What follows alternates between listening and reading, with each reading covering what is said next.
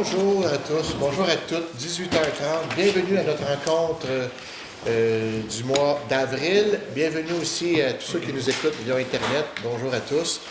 On va commencer par le point 1. C'est fait. Le point 2, je vais laisser la parole à Monique, s'il vous plaît.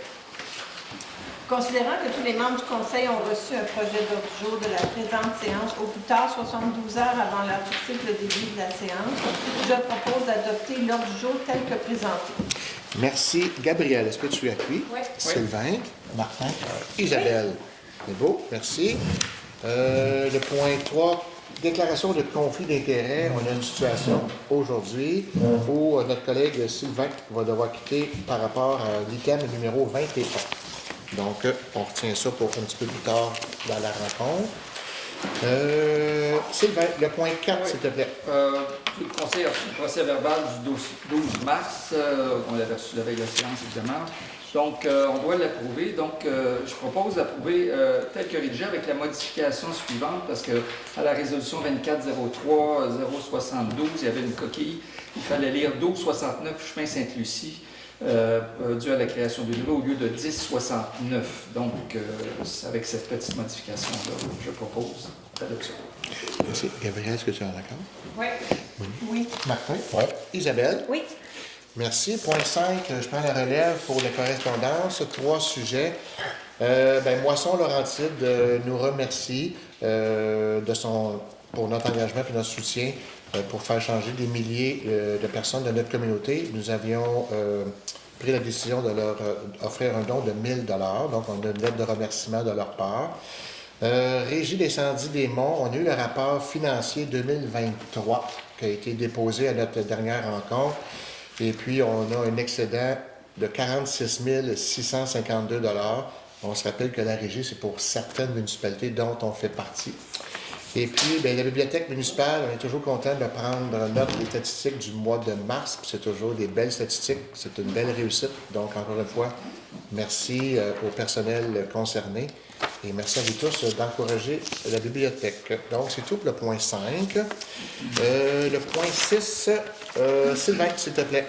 Oui, c'est qu'on a reçu une demande de la Val-Alain, qui est dans le comté de la Lumière-Frontenac, parce que il avait fait une demande, en fait, le CPE, en France, le CPE Allée d'Étoiles, en collaboration avec un autre CPE, le CPE L'Envol, a fait une demande pour la construction d'un CPE en 2021. Le problème, c'est que le projet, présentement, a été refusé par la ministre de la Famille, à cause d'un dépassement de 800 000 $ pour la construction de la municipalité. Les CPE ont fait beaucoup de démarches auprès de la députée locale et de la ministre, mais ils n'ont pas reçu de retour parce que s'il y a un dépassement, ils voulaient avoir moins de discussion, peut-être baisser les frais, au lieu d'une construction neuve, une autre construction, etc., etc. Donc, ça traîne. C'est des dossiers qu'on est sensible à ça. Le CPE, nous, on a un qui s'en vient ici. Donc, ce que je propose ici, c'est... évidemment, ça a des enjeux économiques et sociaux, comme toutes les demandes de places en garderie sont très, très élevées. Donc, je propose que le gouvernement... qu'on propose une résolution que la municipalité de Sainte-Lucie appuie la démarche de la municipalité de Val-Alain pour demander au gouvernement provincial de respecter son engagement. Et nous allons transmettre un exemplaire de cette résolution-là à la municipalité de Val-Alain. Merci, Sylvain. Est-ce que, Gabriel, tu appuies? Oui. Monique? Oui. Oui. Et Isabelle? Oui. Merci. Le point 7, vision municipale partagée d'affectation des terres publiques des Laurentides. Je laisse la parole à Gabrielle. Oui, considérant que les MRC d'Argenteuil, des Pays d'en haut, d'Antoine-Lavelle et des Laurentides ont sur leur territoire respectif des terres du domaine de l'État, considérant que les activités permises sur les terres du domaine de l'État dépendent en partie des différentes affectations du territoire désignées par le ministère des Ressources naturelles et des Forêts en 2015, considérant que les collectivités et l'environnement de ces 4 MRC subissent indirectement les effets des activités qui y sont pratiquées, telles la villégiature, les activités de prélèvement faunique, l'accès aux plans d'eau, les interventions d'aménagement forestier ou les travaux miniers, considérant que les effets de ces activités peuvent également être occasionnés par la gouvernance et certains modes de gestion des terres du domaine de l'État, considérant que certaines activités et pratiques peuvent avoir des répercussions économiques, sociales et écologiques sur le territoire municipalisé, Considérant que le MRNF, le ministère, débutera dans les prochaines années la révision du plan d'affectation des terres publiques des Laurentides, le PATP, considérant que le PATP est établi par région administrative, qui définit les orientations du gouvernement pour l'utilisation et la protection du territoire public et qui guide la gestion et la mise en valeur des terres et des ressources de chacune des régions du Québec en tenant compte des caractéristiques qui la composent. Considérant qu'en 2021, les MRC d'Argenteuil, des Pays d'en Haut, Antoine Labelle et des Laurentides ont initié en informant le ministère et en étant financés par le programme d'aménagement durable des forêts, une démarche visant à établir une vision municipale partagée constituant un idéal pour une municipalité locale de CMRC. En fait, les municipalités se sont rassemblées, étant donné qu'il va y avoir un changement au niveau des terres publiques, se sont rassemblées, se sont dit on va être vraiment concernés par ça, on va être touchés. Donc, qu'est-ce qu'on veut faire avec ça? Qu'est-ce qu'on voudrait recommander au gouvernement en fonction des changements qui s'en viennent? Donc, considérant dans ce contexte, les MRC souhaitent déposer au ministère cette vision à temps pour la prochaine révision du PAPP des Laurentides. Considérant que de concert avec les MRC d'Argenteuil, des Pays d'en Haut, Antoine Labelle, MRC de Laurentides a participé et encadré l'élaboration participative de la vision municipale partagée de l'affectation des terres publiques des Laurentides. Considérant que le document Vision municipale partagée de l'affectation des terres publiques fut adopté par les dites MRC. Donc, ce document-là, la Vision municipale partagée, c'est vraiment une map des territoires avec des recommandations, en fait, de ce que les territoires devraient être à travers les MRC. Cette vision-là a été acceptée aussi au Conseil des maires. Donc là, c'est à chacune des municipalités de le passer en résolution. Il y a plusieurs demandes qui ont été faites là, de la part du monde municipal. Là, il y a 9 actions spéciales là, qui ont été demandées, qui avantagent les municipalités dans ce changement-là. Donc, je propose que le document intitulé « Vision municipale partagée de l'affectation des terres publiques » produit par l'Institut des territoires en octobre 2023 soit adopté et que la présente résolution soit transmise à la MRC de Laurentides. Merci, Gabriel. Est-ce que Sylvain, tu veux appuyer? D'accord, mais je voudrais juste rajouter un point d'éclaircissement peut-être pour les gens, parce que la municipalité, il y a deux types de territoires publics. Il y a les TPI, ce qu'on appelle les terres publiques intramunicipales, qui sont gérées avec la MRC, pour lesquelles la municipalité peut faire des actions directes avec l'acceptation de la MRC.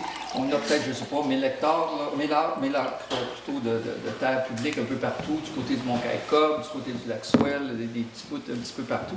Mais il y a aussi toutes les terres de la couronne comme telles, ou les terres publiques plutôt, comme par exemple tout le territoire, le 40 km² du Mont-Caïcob, ça fait partie des terres publiques.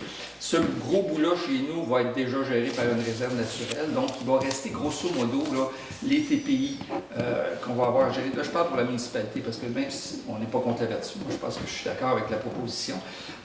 J'avais juste un bémol sur l'aspect cartographie de l'Institut du territoire. Premièrement, les cartes qu'ils proposent, on ne voit pas grand-chose. Puis il y a des discussions en parallèle avec la MRC, ça fait que moi, je pense qu'il faut encourager ça parce qu'il faut gérer nos terres, mais habituellement, ce qu'on va gérer comme municipalité, ça va être des TPI. Donc, c'est des choses qu'il faudra suivre de près, puis ce que je souhaite, c'est que la municipalité, qu'on se penche un peu plus, parce que l'Institut du territoire a fait un bon travail, mais à un moment donné, ça finit avec des cartes un petit peu difficiles à comprendre, puis là, on ne sait pas qu'est-ce qui va arriver, qu'est-ce qu'on a prévu chez nous. Donc, oui, mais sous surveillance. Merci. Monique? Oui, je suis d'accord avec les principes énoncés dans la vision. Bon. Oui. Merci beaucoup. Le point 8, acquisition d'un lot avec Isabelle, s'il vous plaît. Oui, Monsieur Perron avait un terrain sur le chemin Charles. Sa veuf, Madame Perron, est plus intéressée par ce bout de terrain-là. Alors, la municipalité mais on peut le prendre, pardon. Donc, la seule chose que ça va faire, c'est qu'il va y avoir absence des intérêts. Puis, c'est ça, on ne va plus percevoir les taxes sur ce lot-là. Alors, en conséquence, je demande que la municipalité de Sainte-Lucie-des-Laurentides accepte de devenir propriétaire du lot 5 928 306 sans aucune contrepartie, sinon les taxes et les arriérages dus, que la municipalité de Sainte-Lucie-des-Laurentides assume les frais requis en vue du transfert de ce terrain. Voilà. Merci. Est-ce que Gabriel, tu es dans l'accord? Oui. Oui. Sylvain, Monique Oui. et Martin? Merci. Le point 9, je vais laisser la parole à Monique, s'il vous plaît. Oui, alors, considérant que la municipalité avait mis fin au terme de l'embauche de la directrice générale greffière trésorière en janvier 2023, considérant que la municipalité désire avoir le soutien d'une firme spécialisée pour le recrutement, la sélection et l'embauche du directeur général, considérant que nous avons reçu une offre de la firme BRH. C'est une firme spécialisée en recrutement, mais c'est aussi une firme de chasseurs de tête, entre guillemets. Donc, ils sont très proactifs et on pense que ça donne de meilleurs résultats que les autres approches qu'on a eues auparavant.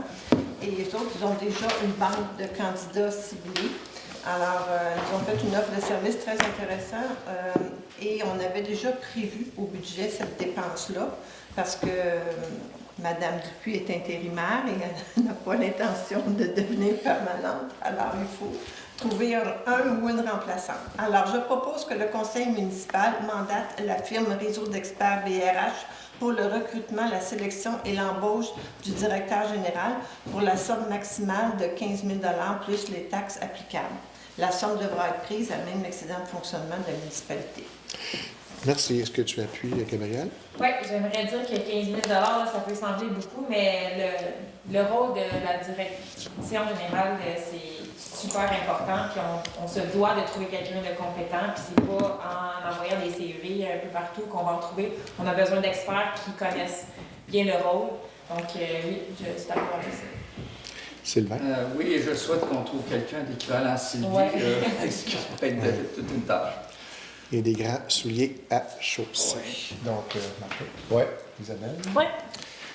Merci. 10, fin d'emploi adjointe administrative. Je vais laisser la parole à M. Martin.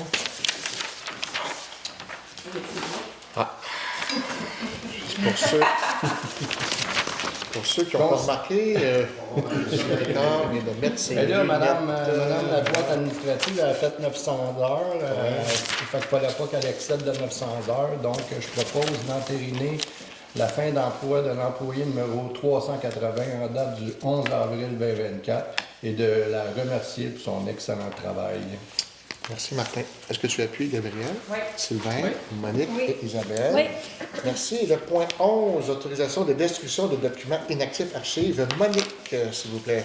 Oui, alors considérant que conformément aux prescriptions de la loi sur les archives et en vertu des délais de conservation des archives, certains documents inactifs doivent être détruits adéquatement, considérant que la liste exhaustive des documents municipaux faisant l'objet d'une destruction a été présentée aux membres du Conseil, il y avait une liste de documents partant de 1981 jusqu'à 2022.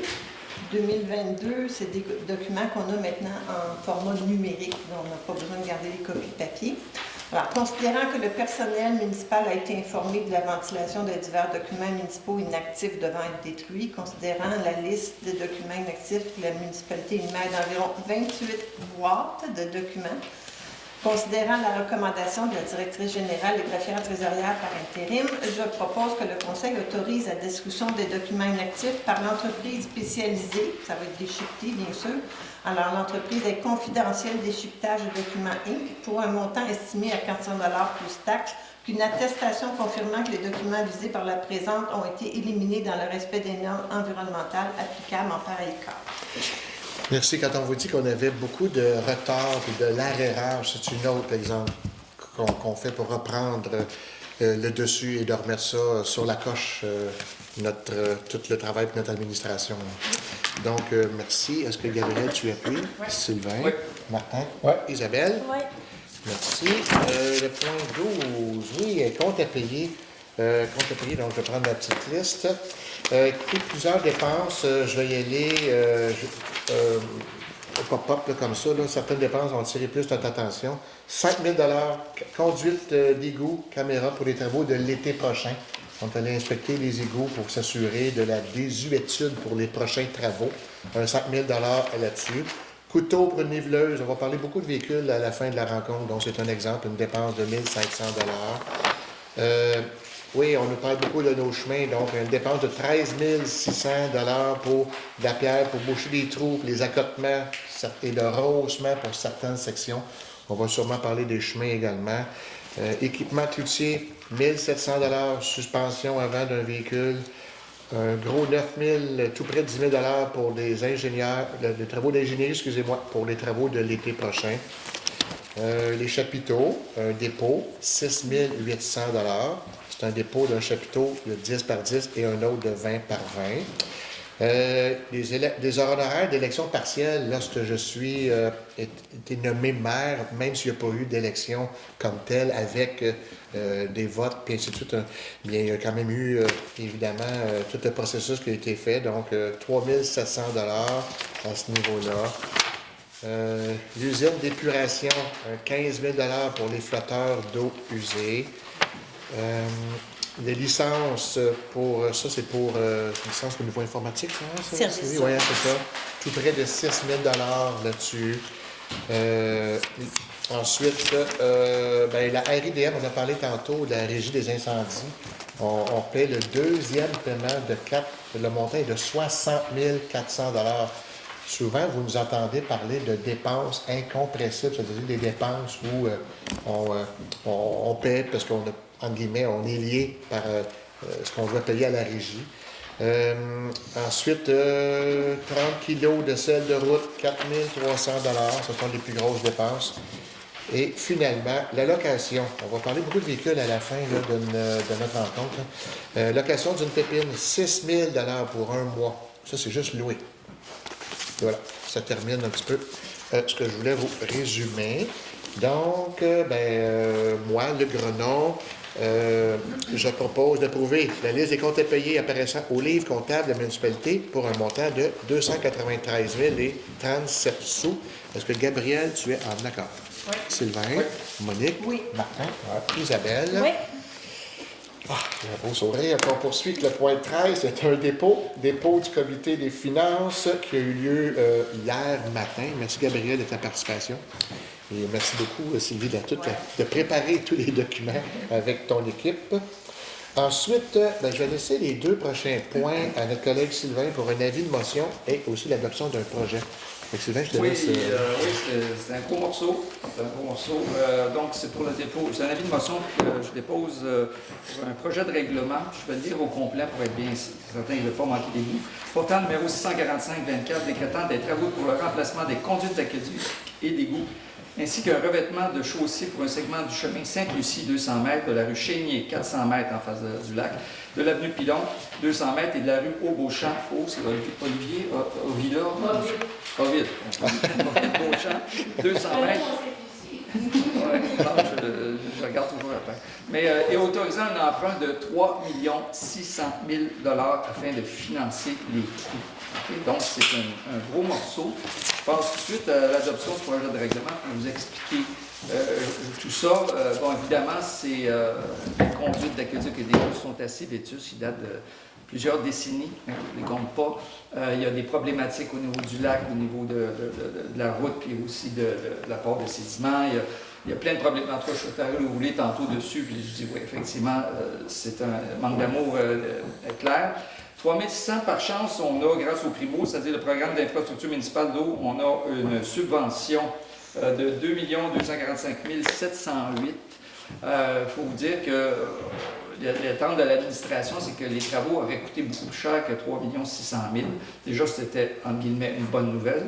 On a eu 4 soumissions, 4 soumissionnaires. Un qui était out of bound, comme on dit. Les 3 autres étaient très proches du montant, ce qui est très intéressant, donc des différences de quelques cent milliers de dollars. Donc, ça nous conforte sur la valeur réelle des travaux. Donc, le projet est sur la table en arrière, je crois. Il a été déposé en arrière, donc je ne ferai pas la lecture totale. Compte tenu qu'on a, si on a une subvention de 2 240 000 sur 3 600 000, la tenue, il n'y a pas nécessaire selon l'article du Code municipal, on est dispensé d'approbation par des personnes habiles à voter. Ce que ça veut dire, on ne peut pas faire de référendum comme on a fait pour le 950 000 pour l'achat de matériel roulant, parce que c'est subventionné au plus des 2 tiers. Et le conseil avait à choisir, est-ce qu'on étale ça sur 20, 25, 30 ans? C'est sûr qu'une route, habituellement, on ne la change pas aux 10 ans, aux 20 ans, 30 ans. On a choisi 20 ans. En fait, on s'est dit, il faut quand même être réaliste. Il peut y avoir toujours des travaux, mais je pense que 20 ans, ça peut augmenter un peu les paiements annuels, mais c'est quand même très acceptable. Pourquoi on fait un emprunt de 300 millions? C'est que la subvention ne nous est pas donnée le jour 1. On doit financer des choses et l'argent va nous arriver un peu plus tard, même à la fin, là, lors de la reddition de compte, si je me souviens bien. Donc, il y a des frais. Donc, si on fait la différence entre le 3 600 000 et la subvention de 2 245 machin truc, ça fait environ 1 354 000 que la municipalité et les citoyens doivent financer. De ce montant, on pourrait dire qu'à peu près la moitié va être payée par ceux qui ont les services d'aqueduc et d'égout de la municipalité et l'autre moitié par tous les citoyens. Okay? Donc, il y a un partage qui est fait. Je n'ai pas le détail, là, à savoir comment mais il y a les routes que tous les citoyens peuvent utiliser. C'est aussi des choses comme ça. Il y a des besoins communs, mais il y a les frais d'aqueduc et d'égout sont payés spécifiquement par les utilisateurs, donc utilisateurs payeurs, si on peut dire.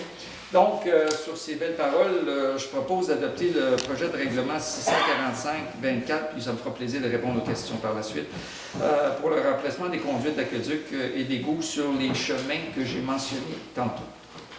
Merci Sylvain. Est-ce que tu appuies, Gabriel? Oui. Monique de ton côté? Oui. Martin? Et Isabelle? Oui. Merci. Sylvain, il te reste un peu de souffle pour faire le point 16? Ah oui, il me semble que j'avais là. Oui, c'est vrai. Oui. Parlant tout le temps d'argent. En fait, c'est une résolution qui vise à demander au gouvernement du Canada enfin, que je me trompe, oui. En fait, il y a plusieurs considérants. Là. Il y a près d'1 million, quelques personnes qui ont immigré au Canada. Il y a les manques de logements clients. Il y a des coûts au niveau, ça a des impacts au niveau des infrastructures municipales. On parle de 170 milliards à l'échelle du Canada. Il y a des taux d'inflation, on connaît toutes les misères du monde auxquelles on fait face. Puis les municipalités, ils n'ont pas assez de financement, si on veut, fédéral en matière d'infrastructure à l'heure actuelle. En fait, il y a un fonds de développement des collectivités, ce qui s'appelle le fonds de taxe sur l'essence. C'est un fonds fédéral. Il y a un fonds provincial aussi, mais le fonds fédéral. Fait que ce qu'on demande, en fait, les municipalités demandent, en fait, on n'est pas les seuls, toutes les municipalités vont faire une demande, c'est de faciliter l'accès à ces fonds-là et nous permettre aux municipalités de gérer ça comme on le veut et non pas d'avoir des critères qui soient trop restrictifs. C'est certain que, je vous ai parlé de la TEC, ce qu'on appelle communément la taxe sur l'essence et la contribution du Québec qu'on reçoit et qui nous aide énormément, soit de 1 million quelques par année là, pour refaire les routes, etc. Donc, ce qu'on veut que quand cet argent-là descend d'en haut, que ça arrive à la TEC, bien, qu'on n'ait pas de conditions, puis qu'on assouplisse les règles pour utiliser ces sommes-là dans le cadre des projets qu'on aurait. Donc, ça va nous aider à moderniser, essayer d'améliorer le système. On veut évidemment que cette résolution-là soit transmise à tous les ministres et députés fédéraux et provinciaux. Il y a une liste dans la résolution. Donc, je propose, dans toutes ces belles paroles, qu'on souhaite que le gouvernement fédéral collabore au Fonds de développement des collectivités, que le gouvernement fédéral s'engage à intégrer au budget 2024 une nouvelle vague de programmes, que le gouvernement conclue dans les prochaines semaines des ententes avec Québec via la TEC, que le gouvernement fédéral réunisse les provinces et territoires afin de discuter, moderniser le cadre de financement. Comme j'ai dit, que les copies de cette résolution soient transmises à la ribambelle de députés, ministres fédéraux et provinciaux chez qui ça pourrait sonner une cloche. Merci beaucoup, Sylvain. Est-ce que Gabriel, est-ce que tu es... Comment Oui, c'est ça, c'est tellement éloquent. Ouais, parce que... T'as le droit, c'est bon, la démocratie, Monique. Martin, Isabelle. Oui. Merci. Gabriel, embauche d'un chauffeur-opérateur journalier temporaire, s'il vous plaît. Au point 17. Considérant l'absence prolongée d'un employé au service des travaux publics pour cause de maladie, considérant les besoins importants du service des travaux publics, considérant la recommandation favorable d'embauche de la directrice générale et greffière trésorière par intérim, considérant les dispositions de la Convention collective 2022-2026, Je propose d'embaucher rétroactivement au 8 avril 2024 M. Claude Berrette à titre de personne salariée temporaire au poste de chauffeur opérateur journalier, et ce, conformément aux dispositions de la Convention collective en vigueur avec le syndicat canadien de la fonction publique, n'excédant pas 900 heures. Merci. Est-ce que Sylvain, tu appuies? Oui. Monique? Oui. Martin? Oui. Isabelle? Oui. Merci. Le point 18. Maintenant, je laisse la parole à Monique.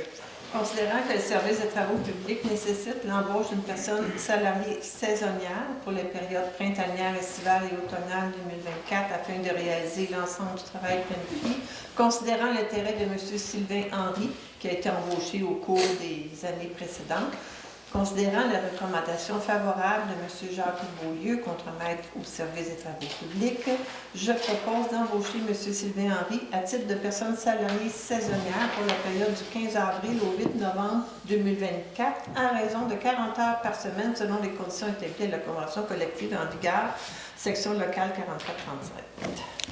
Merci, Monique. Est-ce que tu appuies, Gabriel? Oui. Sylvain? Oui. Martin? Oui. Isabelle? Oui. Le point 19. Je vais laisser la parole à Martin, s'il te plaît.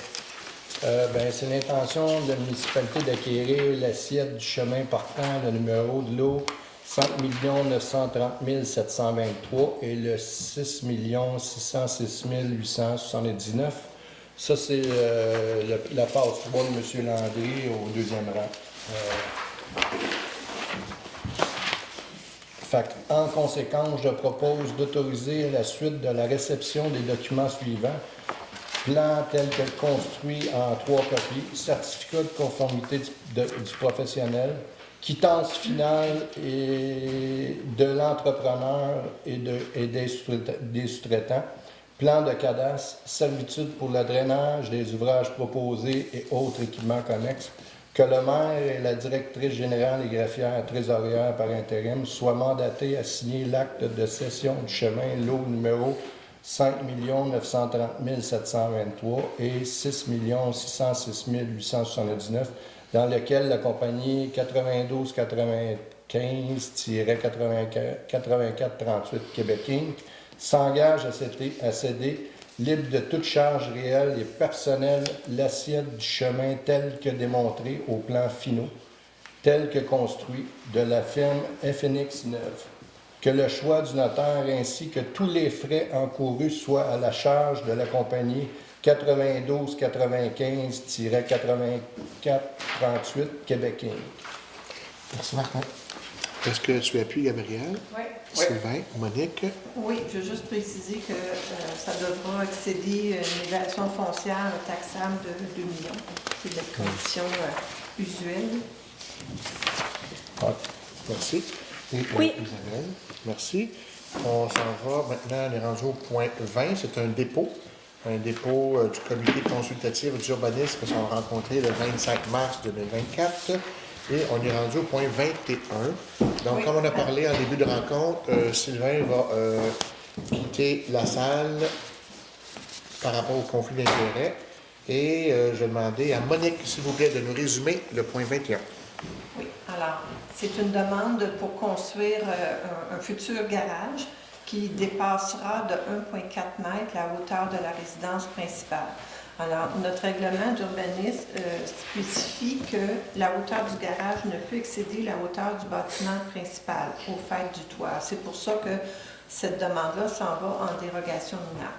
Alors, le CCU a considéré que la demande était conforme au plan d'urbanisme, que le garage est passablement éloigné de la rue, en fait très éloigné de la rue, considérant que l'emplacement se situe en cour arrière, considérant que la circulation à cet endroit est assez faible, considérant que le niveau du sol du garage est de toute façon plus élevé que celui de la maison. Donc, peu importe la hauteur du garage, le garage dépasse la maison parce que sa base est sur un plateau qui est plus élevé que la maison. Ça a été une considération très importante. Et considérant que ça implique que la vue du garage aura de toute façon une façade complètement visible au-dessus du toit de la maison. Alors, il y a eu recommandation favorable du comité consultatif en urbanisme d'accepter la dérogation mineure autorisant de dépasser la hauteur permise pour le garage de 1,4 m. Beau. Merci. Gabriel, est-ce que tu appuies? Oui. Martin? Oui, je trouve ça drôle d'aller en dérogation mineure pour une affaire comme ça. Tu sais, quand ton garage il est plus haut que la maison, tu sais, c'est normal. Moi aussi, j'ai eu ce problème-là, puis je trouve ça vraiment drôle, j'accepte. Oui. Isabelle? Merci. À ce moment-là, on va laisser Sylvain se joindre à nous pour les autres points. C'est juste parce que Marcin fait partie dans le règlement. Moi, je sais, c'est précisé, je sais. C'est ça l'aberration. Merci à tous. Donc, on poursuit avec le point 22 et je vais laisser la parole à Monique, s'il vous plaît. Oui, c'est pour moi. Alors, considérant que la demande est conforme au plan d'urbanisme, considérant que le projet de lotissement, ça représente la phase 2 d'un projet qui est déjà commencé avec des résidences déjà construites. C'est un projet avec partiellement desservi, donc il y a le réseau d'aqueduc qui est alimenté par le puits du Lac-Ouest, considérant que la municipalité alimente déjà ce réseau d'aqueduc-là sur la nouvelle partie. C'est une demande qui va en PIA parce que c'est 18 lots. Alors, dès que ça dépasse 5 lots, dès que c'est plus que 5 lots, ça doit aller en PIA. Ce projet-là est dans la zone rurale 02, donc les superficies minimales devaient être au moins 2500 mètres carrés. Alors, suite à ça, les lots ont été agrandis pour se conformer à cette nouvelle réglementation-là. Il y a le réseau d'aqueduc, on a une étude qui démontre qu'il est capable de fournir 30 lots, et ça, c'est une demande pour 18, donc il n'y avait pas de problème de ce côté-là. Alors, il y a eu recommandation favorable du comité consultatif en urbanisme d'accepter la phase 2 du projet de lotissement du lac Amico telle que soumise. Alors, je propose au conseil d'accepter. Merci, Monique. Est-ce que Gabriel, tu es en accord? Oui. Sylvain? Oui. Martin? Oui. Et Isabelle? Oui. Merci. On est rendu au point 23, membres siégeant au comité de CSU. Gabriel, s'il te plaît. Ouais, considérant qu'en vertu du règlement numéro 557-15 constituant le comité consultatif d'urbanisme, le CCU, le comité doit être composé de 7 membres nommés par résolution par le conseil, dont 2 membres du conseil municipal et 5 résidents du territoire de la municipalité. Considérant l'article 2.3.2 concernant la durée du mandat des membres qui est fixée à 2 ans et la possibilité de renouveler le mandat par résolution du conseil pour une autre période de 2 ans, considérant la fin d'un premier mandat pour messieurs Étienne Aron et David Piché le 2 avril prochain, considérant l'intérêt démontré par les 2 membres sortants pour un second mandat, je propose de renouveler la membralité de messieurs Étienne Aron et David Piché au comité consultatif et d'urbanisme de Saint-Lucie-Laurentide pour la période du 13 avril 2024 au 12 avril 2026, conformément à l'article 2.3.2 du règlement numéro 557-15 constituant le comité consultatif d'urbanisme. Merci, Gabriel. Est-ce que Sylvain, tu appuies? J'appuie la membriété.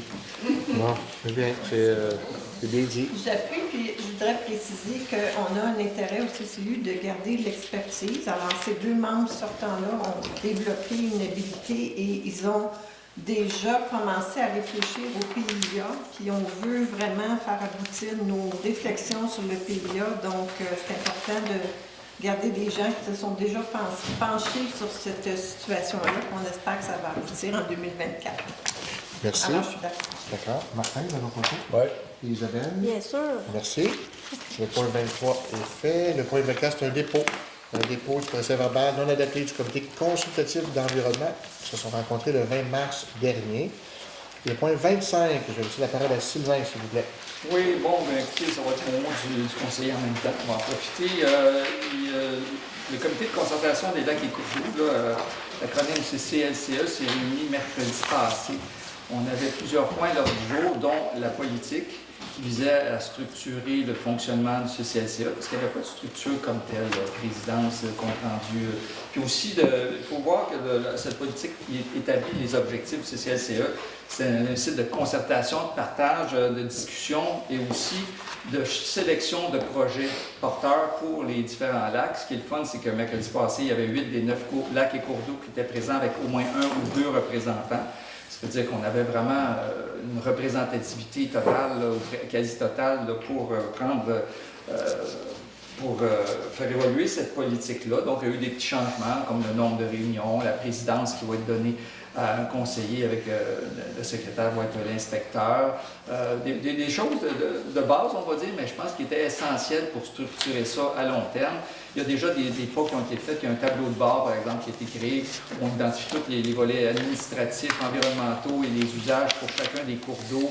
On va déposer ça éventuellement sur le site de la municipalité. Il y avait d'autres aspects aussi qu'on a regardé à la réunion sur la reconnaissance des associations. Je pense que ça avance bon train. Je pense qu'il y a déjà le lac Ménard qui va être accrédité. Il y a d'autres lacs et cours d'eau qui vont suivre. Je pense qu'on a enlevé les petits, pas les petits écueils là, qui empêchaient ou en tout cas qui limitaient peut-être la compréhension du document. Et la troisième chose, évidemment, la réunion était populaire puisqu'il y a des sous à donner cette année. J'ai donné des devoirs à tout le monde qu'avant la fin du mois, il faudrait peut-être faire une petite réunion pour décider des projets pour cette année parce que les consultants sont déjà pris, à moins qu'on fasse juste des analyses, là, des mesures de pH ou de phosphore, c'est assez simple. Donc, je pense que j'étais vraiment très, très content. Puis, Étienne aussi, là, était l'inspecteur qui était vraiment aussi très heureux de la situation. Donc, on espère aussi de revamper notre site Internet du CCLCA, puis de mettre nos documents, de mettre toutes les informations pour permettre au lac et cours d'eau, il y a la rivière Doncaster, c'est le cours d'eau, mais c'est quand même important. Puis peut-être d'associer, on verra, en tout cas, je n'irai pas plus loin que ça. Donc, je propose que le Conseil adopte la politique du CCLCA et que cette politique entre en vigueur dès maintenant. Merci beaucoup. Est-ce que, Gabriel, tu appuies? Oui. Monique? Oui, bien sûr. Ouais. Oui. Isabelle, merci. Ça, c'est le point 25. Le point 26, c'est un dépôt du procès-verbal non adopté du comité communautaire nourricière qui se sont rencontrés le 18 mars dernier. Le 27, c'est également un dépôt du procès-verbal non adopté du comité consultatif pour le développement de sentiers. Il y a eu une rencontre le 19 mars dernier. Martin, on va te laisser expliquer le point 28, s'il te plaît. 28. Oui.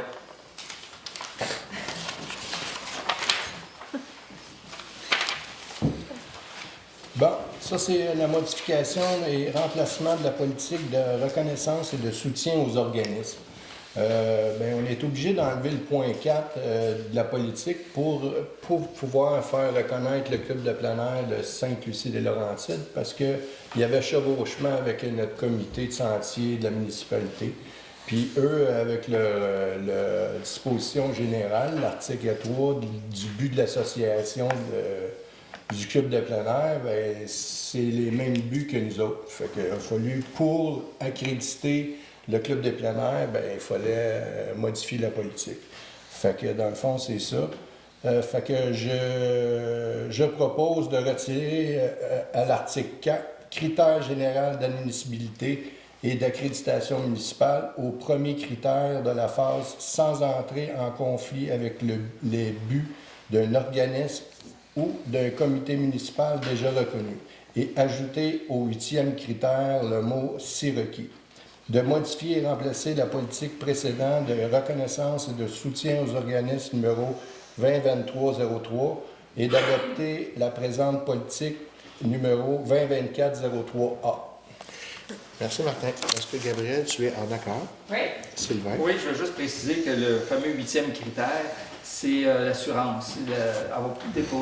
Posséder une assurance civile, et ça ne s'applique pas à tous les organismes. Comme pour les lacs, là, il n'y a pas vraiment d'application. Donc, on disait, c'est pour ça le si requis.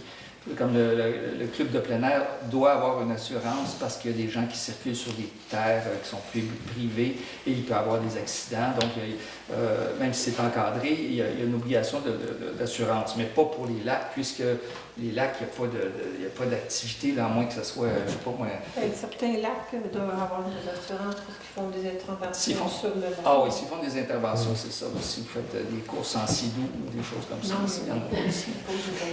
Oui, dans le cas du lac Ménard, c'est la cause. Donc, tu appuies, Sylvain? Oui. OK, merci. Monique? Oui. Martin? Oui. Parfait. Ah oui, c'est toi qui l'as proposé, excuse-moi. Oui. 29, reconnaissance, justement, on y arrive, du Club de plein air de Sainte-Lucie-des-Laurentides et c'est Martin qui va nous résumer le point 29. Considérant que le Club de plein air de Sainte-Lucie-des-Laurentides a fourni tous les documents nécessaires pour être un organisme reconnu par la municipalité, je propose de reconnaître le Club de plein air de Sainte-Lucie-des-Laurentides à titre d'organisme accrédité de la municipalité de Sainte-Lucie-des-Laurentides. Merci. Est-ce que Gabriel, tu appuies? Ben oui. Oui, enfin. Sylvain, Monique, Oui. Isabelle. Merci. Le point 30, reconnaissance de l'association de la sauvegarde du lac Ménard. Donc, Sylvain. Oui, bon, on parlait tantôt du formulaire de reconnaissance qu'on a discuté au CCLCE. Mais le lac Ménard avait déjà déposé tous les documents requis. Donc, évidemment, c'est avec plaisir que je propose de reconnaître l'Association pour la sauvegarde du lac Ménard à titre d'organisme accrédité par la municipalité. Merci. Est-ce que Gabriel, tu appuies? Oui. Monique? Oui. Martin? Oui. Isabelle? Oui. Merci. 31, entente de service pour les mesures d'urgence avec le domaine vacances Doncaster. Et je vais demander à Gabriel de nous résumer le point. Oui, donc, considérant l'état d'avancement et le niveau de préparation de la municipalité de Sainte-Lucie en matière de sécurité civile, considérant que la municipalité de Sainte-Lucie de Laurentides a exprimé le désir d'organiser des mesures d'urgence et de doter d'une structure et d'une entente permettant d'assurer la coordination des interventions ainsi que la mobilisation des ressources et des services advenant un sinistre. En fait, cette entente-là va être faite avec le domaine de vacances Doncaster parce qu'elle fait partie des sites de refuge pour les sinistres et qu'elle est située à proximité. C'est un site qui est propice à l'accueil des sinistrés. Je l'ai moi-même essayé lors du verret chaud. J'ai été prendre ma douche là-bas, puis c'est honnêtement, je vous le conseille tous. Donc, je propose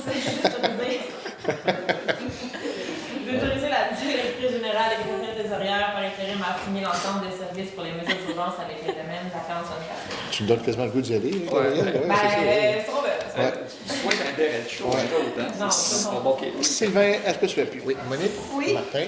Isabelle? T'es bon, Gab. Oui, j'accepte. Merci. Maria, mot du maire. Écoutez, je vais commencer premièrement par féliciter les candidats qui se sont présentés aux élections. Donc, M. Avon, M. Dutil, M.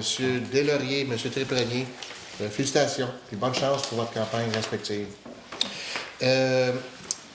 Et aussi, écoutez, on a eu dans le dernier mois, là, malheureusement, des attaques auprès des employés municipaux, soit des attaques verbales, des attaques par écrit. Et moi, je voulais vous suggérer je vais la prendre la chaleur, que si jamais il y a des gens qui ont une colère interne, qui ne peuvent pas contenir, je vous invite à communiquer avec moi, plutôt que de le faire directement avec les employés municipaux. Donc, si je vais vous offrir, je vais la prendre la chaleur. Moi, je vais la prendre, je vais le dire à tous les gens qui sont ici, et les gens qui nous écoutent, communiquez avec moi. Puis, je préfère ça que les employés municipaux subissent ce qu'ils subissent, malheureusement. Dernier point, le règlement d'emprunt. Le règlement d'emprunt, effectivement, il y a eu beaucoup de discussions depuis notre dernière rencontre du Conseil.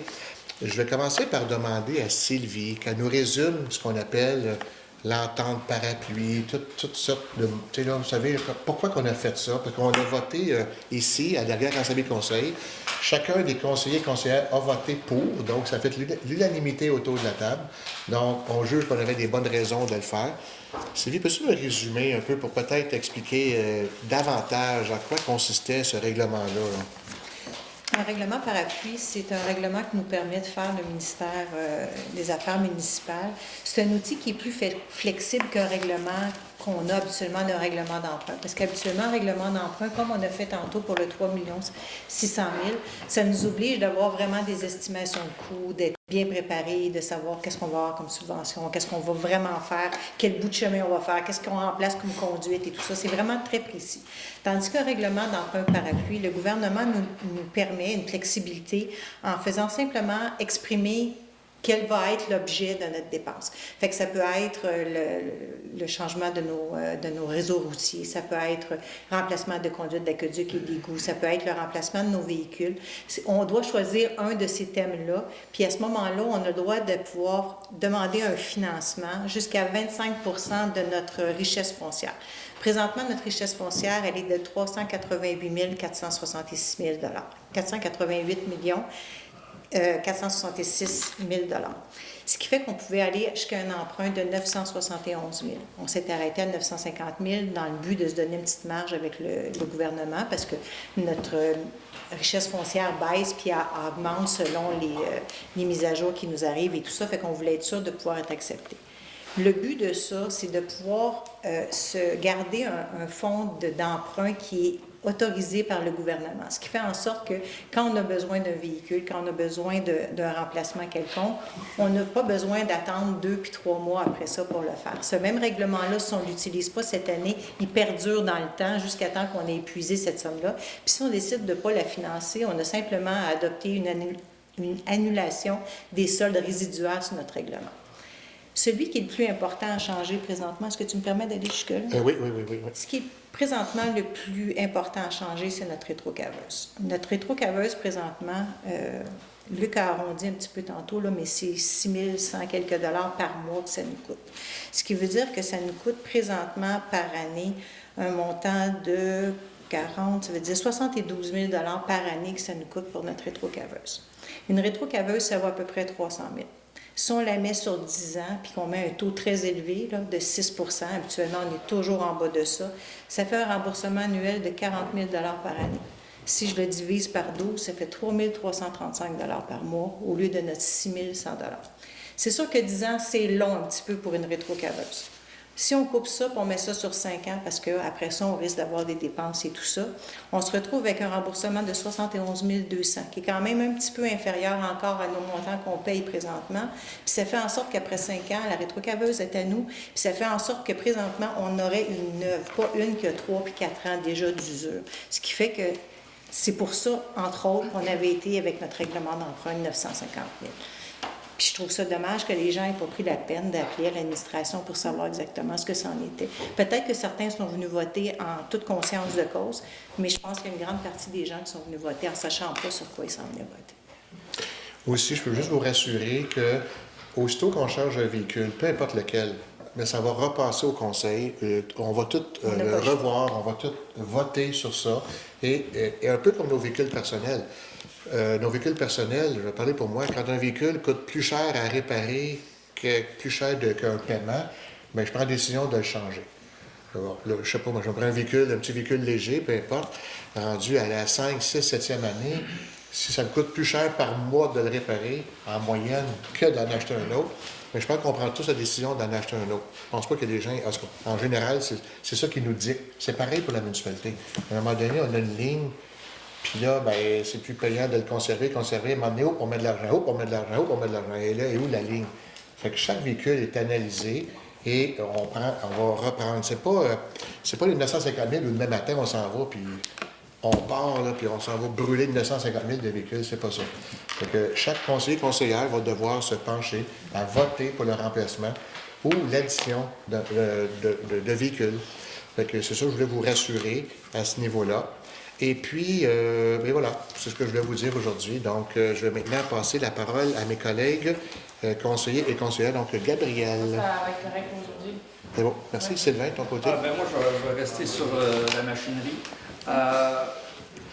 J'ai entendu parler, en tout cas, on avait discuté aussi à l'interne, c'est que il y a eu 2 achats importants en 2020. Il y avait un camion 10 roues ou 12 roues. Il y a eu 2 camions qui ont été achetés pour un montant de au-dessus d'1,2 million. Donc, c'est pas récent. Donc, c'est l'ancien conseil. C'est pas notre conseil. Donc, durant l'autre mandat, il y a eu des acquisitions. Okay? Donc, c'est pas étonnant. Ce qui est important, puis ce qui me préoccupe, c'est pas le montant. Parce que si on part au jour demain matin, on a une pépine neuve, elle peut durer 8-10 ans. Moi, j'ai aucun problème si on a besoin. Mon problème, c'est de s'assurer que l'entretien est bien fait. Parce que moi, j'ai un tracteur 2006, puis il fonctionne très bien. Donc, c'est pas une question d'âge. C'est sûr qu'on parle de municipalité, c'est pas mal plus exigeant. Là. Peut-être juste vous mentionner que nous, on n'a pas de mécanicien à la municipalité, fait que tous les entretiens préventifs sont faits à l'externe. Mais on a des contrats de données, là. Fait que à tous les 3 mois, il y a quelqu'un qui arrive de la compagnie puis qui vient faire l'entretien quand même sur la plupart de nos machineries, là, ceux qui sont le plus utilisés. Ben donc l'entretien, bon, c'est sûr qu'il y a des bris aussi. L'entretien, c'est une chose. Mais il y a 2 choses. C'est l'entretien et l'usage. Okay? L'usage, on a eu un document de la municipalité qui nous donne, par exemple, la pépine, c'est une 2016. Puis quand on regarde la quantité de réparations qu'il y a eu à coût de 20-15 000 par année, des fois sur des objets, je ne peux pas juger de la valeur, mais je pense qu'il faut faire attention à notre machinerie. Okay? Il faut que l'usager se fasse attention, il faut que la maintenance soit régulière, il faut que les choses soient... Fait que moi, si je parle au nom comme citoyen aussi, c'est que moi, je suis conscient que c'est des dépenses qui sont nécessaires, mais je suis conscient aussi qu'il faut faire attention à ce qu'on a. Par exemple, on a acheté un 12 roues, un 2010 en 2020. Donc, un 2010, il y avait déjà 10 ans. Est-ce que ça a été un bon choix? Je ne veux pas critiquer les autres choix. Je dis que là, en parlant de matériel neuf, je pense que c'est important. Parce que les durées de vie de ces machines-là, ça peut être 7, on parlait de 7-8 ans, je pense que ça... Rétrocaveuse, mais le camion, c'est beaucoup plus long. C'est plus long, mais là, quand on regarde les frais que je vois de réparation, puis il y a eu beaucoup de nos camions qui ont été accidentés, qui avaient juste 2 ans. Un accident, ça arrive, là. C'est des choses, là, on est sur la route, puis on n'est pas sur une autoroute ici, il y a des fossés, tout ça. Mais je pense que... Personnellement, comme conseiller, moi, je souhaite, puis il y a un comité voirie que le conseil a entériné, sur lequel je vais siéger, où il va y avoir aussi Martin, où on va avoir des rencontres avec la direction, avec l'administration, pour essayer de regarder, se faire un tableau de bord, pour qu'on, nous, comme conseillers, on soit mieux outillés à vous répondre, parce que dans le fond, on ne veut pas avoir des référendums à tout bout de champ. Je pense qu'il faut expliquer les choses, puis il faut nous les comprendre. Puis je ne suis pas un mécanicien, mais je suis capable de comprendre. Depuis un bout de temps, j'ai une pelle et un directeur. Je comprends un petit peu plus. Mais c'est ça. Donc, c'était la deuxième chose que je voulais mentionner, si tu permets, c'est les rencontres qu'on a faites avec Luc, avec la mairesse oui. On a rencontré la mairesse de Notre-Dame-de-la-Merci pour essayer de voir si tentativement on pourrait faire un prolongement de chemin de hauteur jusqu'à la 125 à travers les terres publiques. Vous comprendrez que ce chemin-là est utilisé l'été. L'hiver, c'est fermé. L'été, c'est utilisé beaucoup par les gens de l'intervalle, entre autres. Là, ça passe. Et surtout, je dirais, d'un point de vue de sécurité, quand il y a eu un accident sur la 329 l'année passée, là, il y a eu au moins 150 véhicules qui sont passés devant chez nous. Je leur ai dit bonne chance, là, parce que la route n'est pas très intéressante. Mais c'était une voie, c'est pour la sécurité. Puis la mairesse nous a dit qu'effectivement, ils pensaient passer par la réserve, mais que ça ne fonctionnait pas. Ils n'ont pas de chemin de sécurité.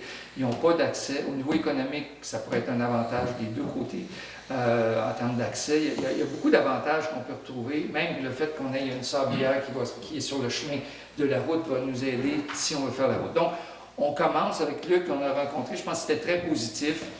On va continuer dans ce sens-là. Si vous avez des commentaires là-dessus, des suggestions, des objections, on serait très heureux de l'écouter et de voir qu'est-ce que vous en pensez. Et aussi, vous pensez que, oui, ça va traverser à travers la réserve, la future réserve, mais en fait, ça peut attirer du monde aussi. L'intervalle, je suis sûr qu'il serait très... Je n'ai pas rencontré l'intervalle, mais je pense qu'il serait très heureux que ce chemin-là s'ouvre pour des aspects économiques, mais aussi des aspects de loisirs. En termes d'écotourisme, ça serait une voie intéressante pour développer ce coin-là. C'est fantastique le nombre de lacs qu'il y a là-dessus. Puis on ne veut pas garder ça pour nous autres, mais on ne veut pas que ça soit développé en sauvage. Donc, c'était mon mot. Merci. Puis si je peux me permettre pour ajouter, c'est que quand on arrive avec des dépenses comme ça, le plus facile, c'est de pelleter par en avant. Fait qu'on a demandé, j'ai demandé à chacun des collègues, est-ce qu'une décision impopulaire, on peut la prendre, mais c'est une décision que j'appelle responsable. C'est facile pour nous de dire on ne dépensera pas, hein, on va attendre dans 2 ans, on va attendre dans 2 ans. Mais ça, je ne pense pas que ce serait respectueux envers ceux qui vont nous succéder aussi, on est encore là. Fait qu'à un moment donné, il faut prendre des décisions responsables. Puis je remercie les collègues d'avoir le réflexe de ne pas toujours faire qui semble peut-être facile des fois, c'est-à-dire de pelleter par en avant. Donc, merci.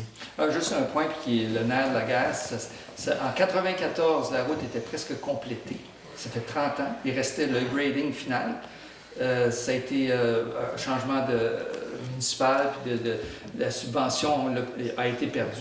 Je ne vais pas blâmer personne, mais ça va être payé à 100% pas par les municipalités. Puis au contraire, l'avantage que ça peut avoir, comme ça devient une route intermunicipale, ça peut être même, il y a un retour du MTQ au kilomètre, je ne me souviens pas exactement de montant, ça va dépendre, il faut travailler avec eux. Donc bref, c'est pas ceux qui vont dire « ouais, mais ça va nous coûter encore de quoi ». Non, c'est pas supposé nous coûter un sou, mais la gestion, par exemple, de cette route-là je pense que ça serait important que ce soit les municipalités qui le fassent. Merci. Monique, à toi la parole. Oui, alors je vais parler du comité consultatif en environnement. On est maintenant au complet. Je pense qu'à la dernière séance du conseil, j'ai oublié de remercier Daniel Lapierre et Jessica Dumoulet d'avoir joint les rangs du CCE. Donc, on fonctionne à plein régime. Et là, la Journée de la nature, cette année, elle est prise en charge par l'administration, en l'occurrence Étienne Lévesque. Mais je communique souvent avec Étienne. Aujourd'hui, il m'a donné le topo de où est-ce qu'il est rendu, puis ça avance bien. Alors, on a déjà 3 conférenciers de confirmés, et puis on va avoir plusieurs kiosques éducatifs.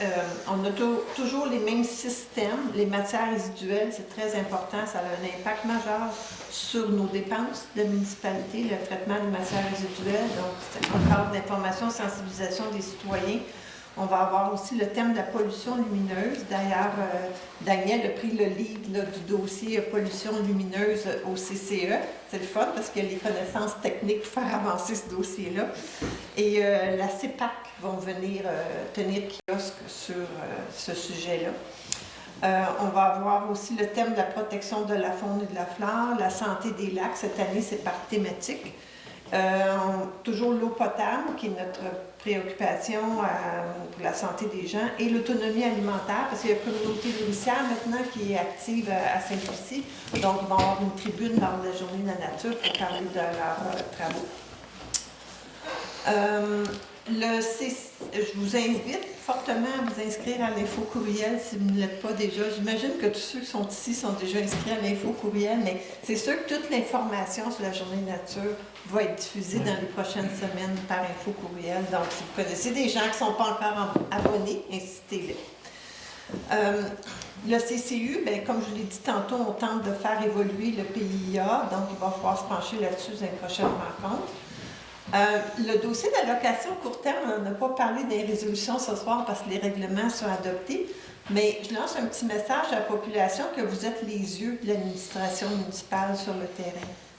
Et là, toute l'information sur l'allocation court terme a été retirée du site web parce que Charles-Olivier Bienvenu est en train de remettre ça à jour en fonction des nouveaux règlements. Mais il y avait une liste des locataires autorisés qui ont leur permis. Donc, je pense que c'est le rôle de chacun de rapporter des locataires illégaux, entre guillemets, parce que ça, là, c'est des pertes de revenus pour la municipalité. Les résidences qui opèrent sans le permis de la CTQ, bien, ils ne sont pas taxés au taux de résidence de tourisme. Donc, on perd des revenus importants. Alors, c'est important de les rapporter à la municipalité. Vous avez la fonction de requête sur le site web, vous pouvez faire ça. Je vous demande de porter une petite attention au calendrier de la ETL là, en 2024. Il y a certains mercredis où il y a collecte. Donc, je pense que c'est méconnu, là, mais 22 mai, c'est un mercredi, c'est les déchets. 26 juin, recyclage. 3 juillet, les déchets. Faites attention parce que c'est la première fois qu'on a des collectes le mercredi. On a eu une cette semaine, d'ailleurs, le 5 avril, la semaine passée. La semaine passée. Oui, la semaine passée. C'est tout pour moi. Merci. Monsieur Martin. Bien, bonsoir tout le monde. Ben, moi, je suis un des qui n'est pas d'accord avec le chemin qui veut s'ouvrir à l'autre bout. Sylvain, il sait que je ne suis pas en accord avec ça.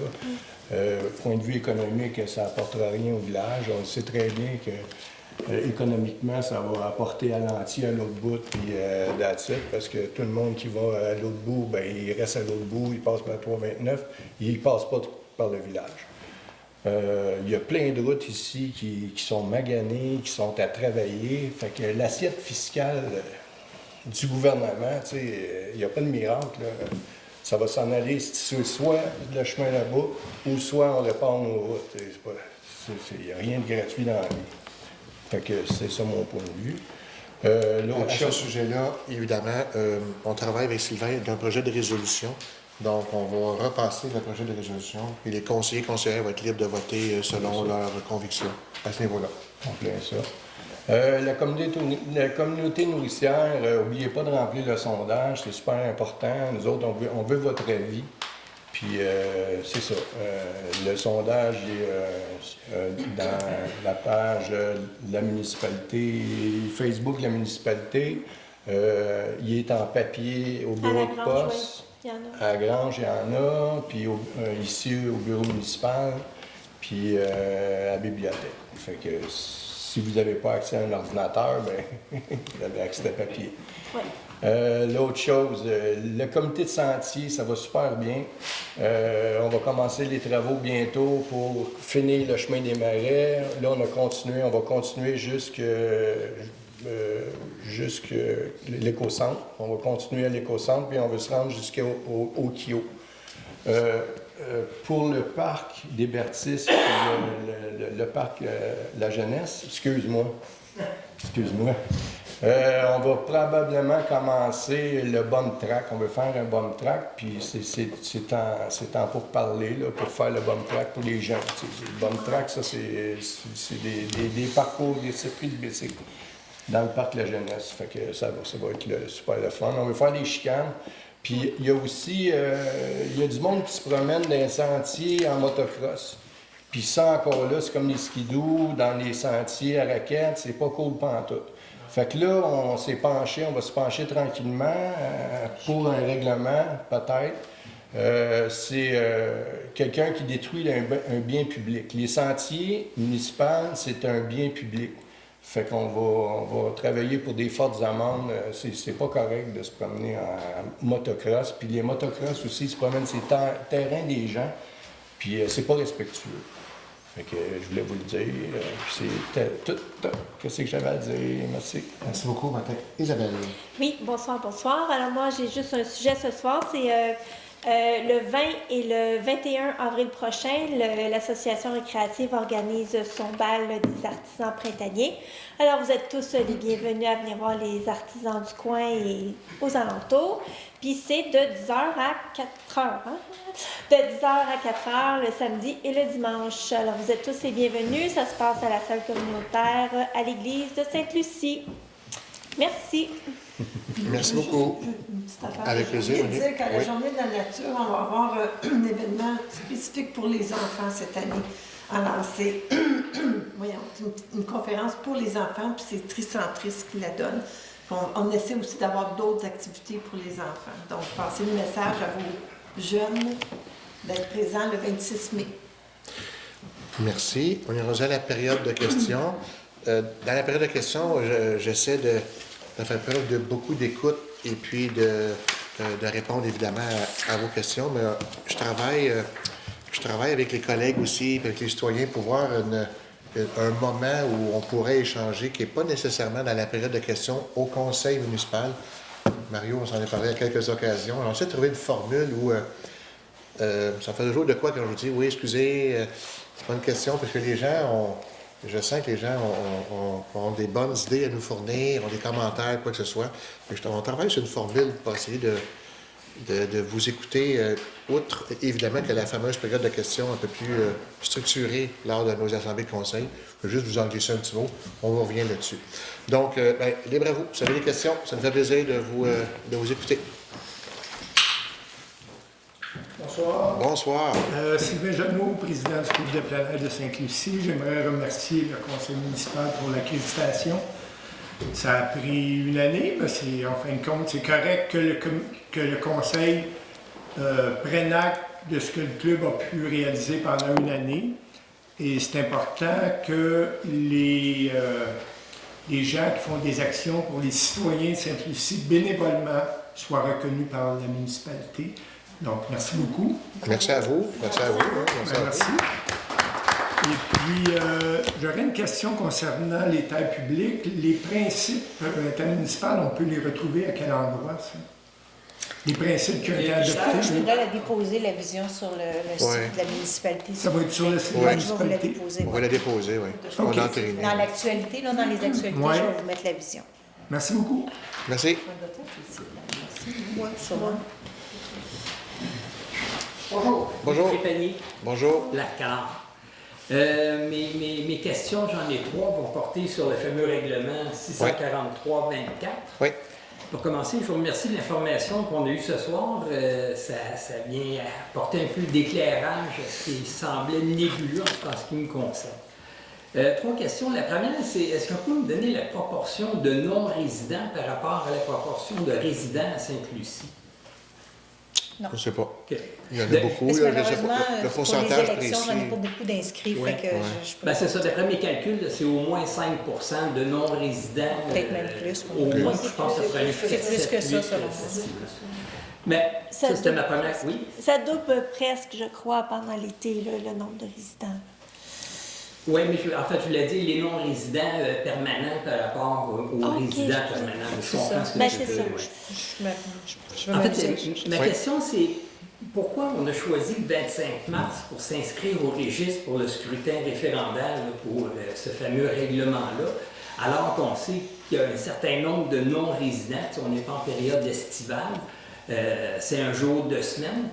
Les non-résidents permanents qui auraient voulu participer à ça, ils auraient été obligés de manquer une journée de travail ou de faire un aller-retour le soir. Je voulais savoir pourquoi on a choisi un jour de semaine, puis pourquoi il n'y avait pas de formule alternative pour ce scrutin-là. Le Ben, code ne permet pas. Non, c'est ça. Dans le fond, on va faire un petit post-mortem. J'ai beaucoup entendu parler là, de le tenir dans le week-end pour.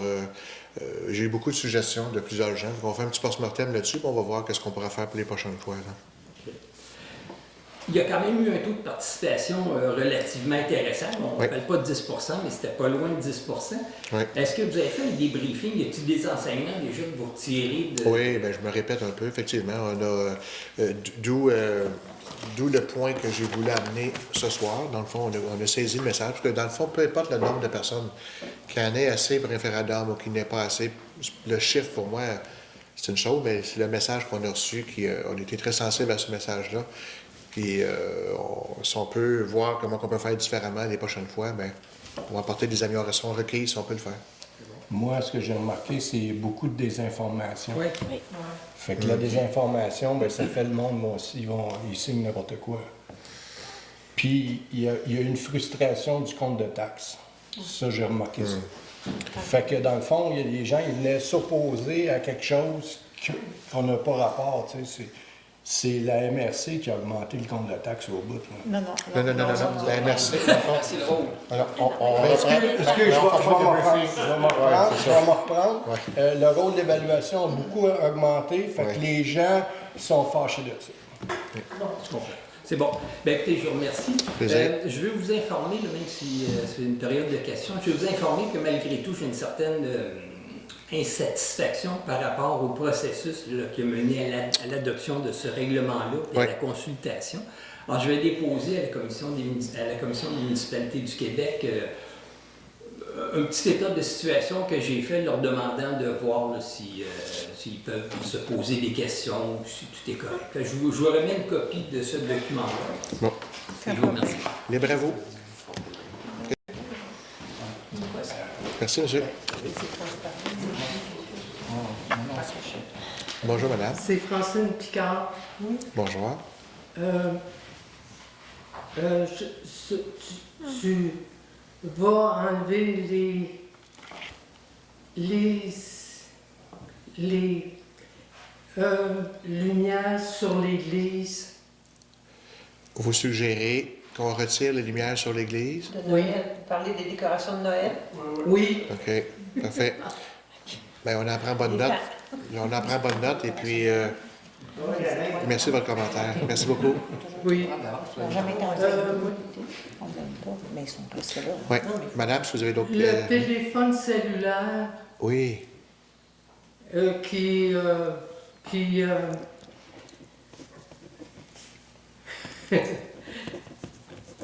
qui est pas à Sainte-Lucie. Oui.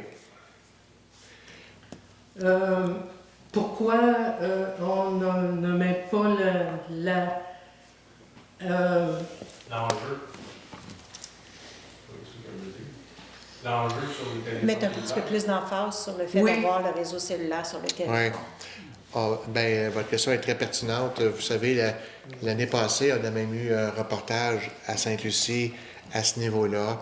On a un citoyen qui nous a suggéré de faire une pétition là-dessus et ça a donné que la semaine dernière, c'est une coïncidence, j'ai rencontré notre député fédéral et le bureau de notre député provincial. Donc, j'en ai parlé aux collègues au dernier caucus et on va revenir très bientôt avec une action qu'on pourrait faire toute la population pour favoriser le tout. Par contre, on a eu aussi des citoyens et citoyennes qui nous demandent de faire totalement le contraire. Donc, ce qui est délicat pour nous, à ce moment-là, c'est que ça fait partie de nos responsabilités de juger le pour et le contre. Et puis, encore une fois, chaque conseillère, on va voter selon ce qu'on juge bon de faire. Là. Merci, madame. Bonsoir, M. Terrien. Bonsoir. Au point 15. Oui. Il est parlé des coûts associés aux réparations aux travaux vont être séparés en deux. Ceux qui ont des services et ceux qui n'ont pas de services. En trois, mais aqueduc, égout, ensemble. Oui. Ça va être réparti en combien de pourcentage? On a une idée. Parce que là, si on est les mêmes montants, je trouve que ça va être injuste dans un sens, parce que moi, comme les autres, on assume nos services. Puis c'est extrêmement dispendieux. Donc, là, je voudrais savoir comment vous allez établir ce montant-là pour les prochaines années. On y va projet par projet, mais on va commencer par celui-là, oui. Peut-être juste vous expliquer ce que je vous expliquais tantôt, entre le règlement parapluie et un règlement d'emprunt normal, qui est ce règlement d'emprunt-là. On doit déposer les soumissions de notre ingénieur en même temps qu'on dépose notre règlement d'emprunt. Donc, on ne peut pas tricher sur le fait de la portion qui est aqueduc, la portion qui est égout, puis la portion qui est pavage et aménagement. Puis c'est en proportion de ça, tout simplement, les coûts, on les calcule, puis ça donne un pourcentage par rapport au montant total. Puis c'est cette portion-là qui va aller sur l'aqueduc, puis la portion qui va aller sur les égouts, puis la portion qui va aller sur le pavage. Je sais pas, on décide pas qu'on en met 20 là, 30 là. C'est vraiment des coûts réels qui ont été sur les estimations des ingénieurs. Oui, exactement, c'est ça. Le pourcentage, tu aurais 26 pour l'aqueduc, du montant hors subvention, du 1 million 354 000, tu as 26 à l'aqueduc, 20 environ les égouts, et la balance, là, si on fait 53 là, pour l'ensemble des... Ah, ben oui. Qui est du pavage. Je voulais juste valider les chiffres. Si j'avais bien fait ça. Ça va pour vous? Oui. Merci. Une autre question. Oui. Je ne sais pas comment expliquer ça. Les tuyaux qui servent à alimenter les camions-pompes qui sont sur soit des terrains qui ont déjà des étangs d'eau ou des lacs, et des tuyaux d'alimentation. Oui. Il y en a un qui est installé sur la jonction du 2e, 3e rang, mais c'est sur ce que je peux voir, c'est sur un terrain privé. Il est coordonné depuis au moins 2 ans. Est-ce qu'on a un répertoire, comment dire, des tuyaux? Je m'excuse, je ne vous suis pas. Oui, c'est ça. Quand vous me parlez des tuyaux d'alimentation, ça alimente Vos camions pompes, ils ont besoin d'eau. Vous allez les pomper directement au lac. On parle du service des incendies. Service des incendies. Quand il n'y a pas de borne. C'est ça. Fait que là, il y a un tuyau, comment dire, que vous pouvez pomper l'eau, soit du lac. Ils n'utilisent pas une crépine, il y a un tuyau. C'est ce que vous me dites? Oui, mais c'est un tuyau. On ne met pas une crépine directement dans... Je ne sais pas comment il fonctionne ici. Il n'y a pas de crépine dans le lac. Il y a un tuyau sur lequel directement sur le tuyau qui s'en va dans le bassin d'eau. Vous m'apprenez quelque chose. Je vous avoue que je ne savais pas si on avait une piscine, je ne savais pas s'ils utilisaient la crépine. J'ai aucune idée comment il fonctionne. Mais votre point à vous voulez qu'on valide, si je vous écoute bien? Bien, on veut savoir, dans un sens, c'est que là, ça fait 2 ans que ce tuyau-là, moi je passe à tous les jours là, ça fait 2 ans que je vois que le tuyau est coordonné. Oui, on va aller voir ça. Puis on se demande, puis moi je me demande, La maison va passer au feu, c'est sûr, elle va passer au feu, mais elle laisser passer au feu, je vais sortir mes affaires. Mais peut-être qu'il y a une piscine, M. Terrien, puis quand il Sortir arrive, mon c'est lunch. vraiment évident C'est dans bon. la piscine, puis il pompe dans la piscine. Là. Non, ben, c'est parce que ce que je peux voir, c'est un terrain privé, c'est un domaine. Mais je vais On va les revenir. valider. Et savoir, comment dire, recenser, si vous en avez d'autres sur l'endroit ou. Mais je vais parce que je regarder n'en ça. vois pas d'autres pendant tout. Je sais pas. Je suis Saint-Lucie. Oui, il y en a un autre. Ouais. On va les valider, M. Terrien. Merci Puis, beaucoup. la question du 9 à 1, Oui, ça, j'ai oublié de vous demander ça. oui. Il y a au mois de décembre, il y a eu une pluie vers décembre, ça a tombé une fin de semaine. Oui. J'ai téléphoné à la municipalité, et là, c'était marqué, c'était dit de téléphoner 9 à 1. 9 à 1, auquel les partisans me répondent, auquel il s'en va envoyer ça aux pompiers, auquel, comment dire, probablement qu'il s'en va avec votre service de. Très On bon. va dire, honnêtement, là, je me suis trouvé stupide d'utiliser le 9 à 1 quand Oui. ils disent d'utiliser le 9 à 1 dans un bon sens Oui. pour vraiment les urgences. Oui. Il n'y a plus rien, comment dire, à ce stade, je comprends Oui. que. On a un projet, par rapport à votre question, on a un projet, on est en train d'étudier, ça a passé dans certaines municipalités d'avoir un 3 à 1. Il y a beaucoup de municipalités au Québec qui bénéficient du 3 à 1 justement pour des urgences municipales. C'est pas encore implanté, on travaille là-dessus, mais c'est pas encore fait, M. Terrien. Non. Parce qu'à un moment donné, il va falloir qu'on le fasse, parce que le 911 ne répondra plus du tout à ce genre d'appel-là. Fait qu'on va devoir, nous, se munir, entre guillemets, d'un 3 à 1 pour pallier à ce manquement-là. D'accord. Parce que je me suis vraiment trouvé stupide de Oui. téléphoner pour demander de passer d'abrasif à 8 h le matin. Merci, M. Terrien.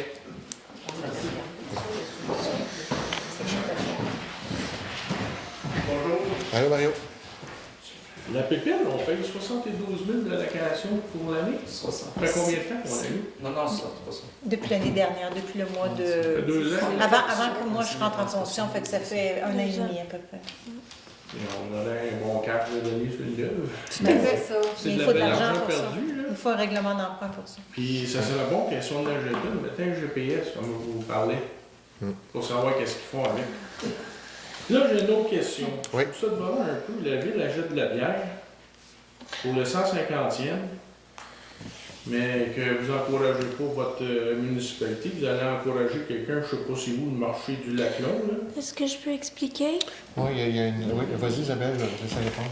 C'est la bière que la microbrasserie La Veillée avait en stock. J'ai demandé à Ron à plusieurs reprises d'acheter la bière parce que la municipalité directement ne peut pas acheter à La Veillée. Ça doit être un dépanneur, une épicerie qui a un permis d'alcool qui peut faire l'achat à une microbrasserie. J'ai demandé à Ron à plusieurs reprises, j'avais l'impression que, bon, je le tannais. J'ai passé avec une dame qui nous aide souvent avec l'association récréative. J'ai dit, est-ce que tu peux faire l'achat? Elle a dit oui. 3 jours après, elle avait reçu la bière. Avec l'argent déjà emmagasiné pour le 150e, on a acheté la bière. OK, parce que, dans le fond, il faut aider nos commerçants si on veut pas qu'ils s'en aillent tout, là. Oui. Mon autre question, j'ai demandé quand elle a ouvert une lumière tantôt, là. Pour les aérateurs, ça prend une assurance. Oui, faites une intervention sur un plan Mais d'eau. parce que j'ai jamais entendu parler de ça. Parce que les aérateurs m'appartiennent puis à l'association et à vous autres. Ben, La seule il y a affaire pas- que j'ai signée, moi, c'est une quittance comme quoi qu'on l'a payé avec. Qu'on vous devait la dette. On avait déjà parlé de ça, l'assurance. Vous faites une intervention sur un plan d'eau. Parce que nous autres, on a mis des pancartes. Il Christian a fait appartient pas faire à des la pancartes municipalité. danger puis tout ça, mais on n'a Ouais. jamais entendu parler de ça. Mais les aérateurs n'appartiennent pas à la municipalité. Non, appartiennent à On les a- l'association. À l'association, Oui. on a fait une quittance Oui. pour ça. Oui. Mais Ça on vous n'a jamais appartient. parlé d'assurance ou quoi que ce soit. Donc, Mais disons qu'il y aurait quelque chose là, qui se baigne, quelqu'un qui se blesse sur un aérateur, dans les pannes, je sais pas trop.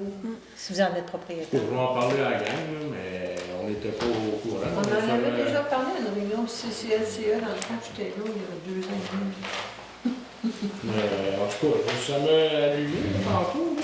BFL Canada, ils ont des bons prix pour les assurances pour les OBNL. Qui? BFL Canada. OK. Puis, qu'est-ce qu'il y avait? J'avais une autre affaire.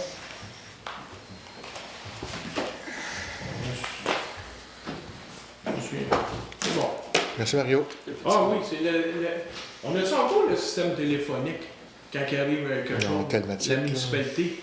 J'ai pas connu ça, raconte-moi pas Non, telmatique, on l'a pas. On l'a plus? On l'a plus. OK, parce que ça serait bon parce que j'ai plein de monde qui disait ils voulaient venir signer, puis ils n'étaient même pas au courant. C'est les citoyens qui les avertissaient. Puis qu'est-ce que c'est plate, qu'est-ce que moi j'ai vu? Puis il y en a qui me l'ont envoyé, que pour vos congés de Pâques, le vendredi puis le lundi, vous l'annoncez 3 jours d'avance, puis pour un vote qui était comme important, aucune annonce. Donc, Je peux-tu vous... C'est pas vrai. Non, mais... Excuse-moi, Mario, c'est pas vrai. Pour Ben, Pâques, c'est le pas congé vrai. de Pâques, on l'a utilisé. Le seul endroit où qu'on l'a inscrit, c'est sur Facebook. C'est ça.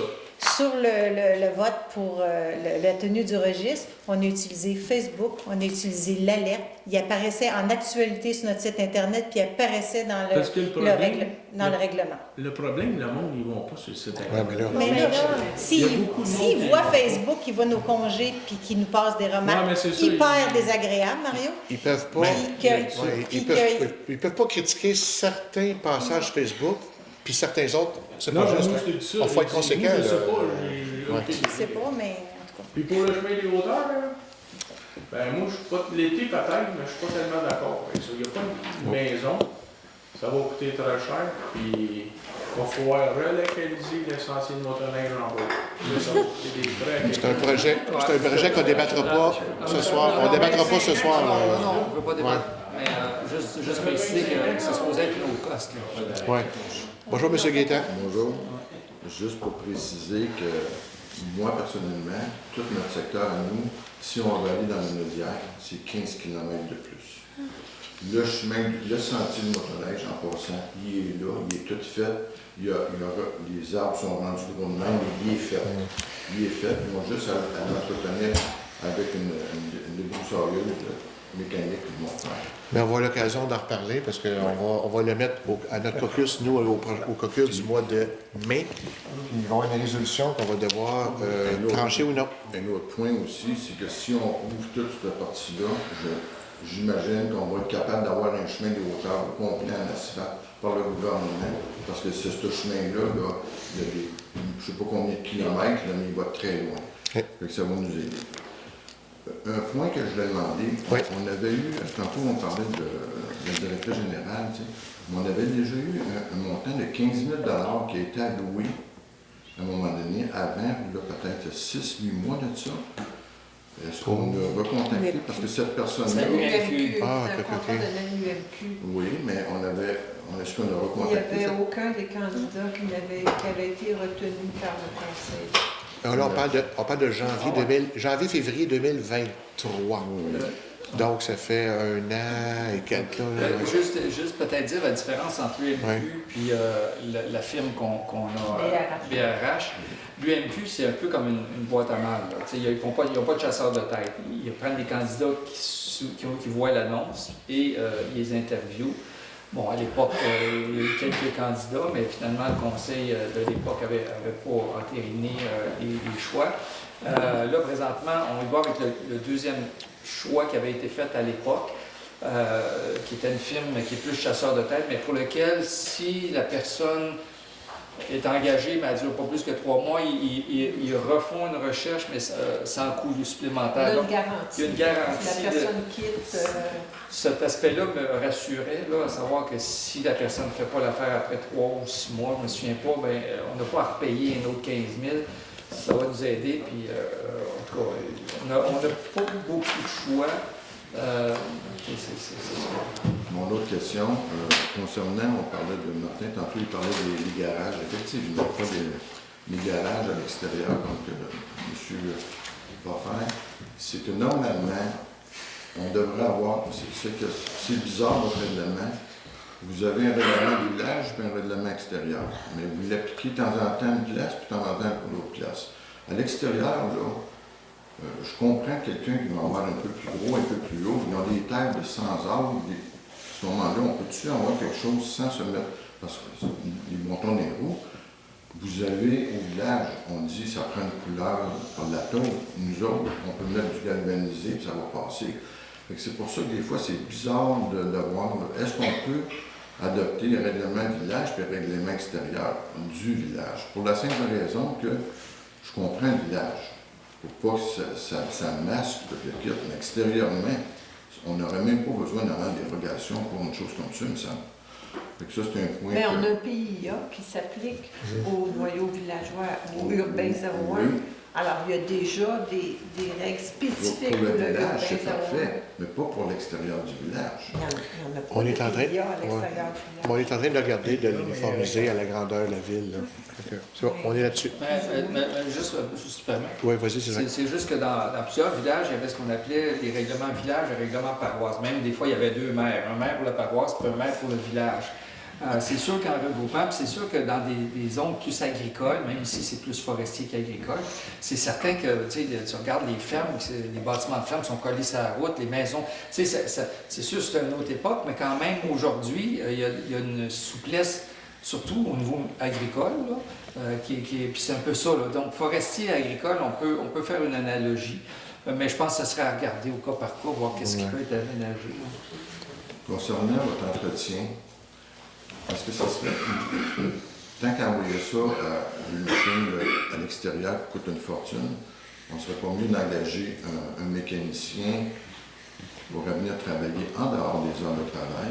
Je suis certain qu'il y a des retraités qui seraient intéressés de dire je vais venir passer 3 heures, 4 heures par jour, je prends un véhicule parce que je vois une chose, l'entretien 3 mois, je m'excuse, là.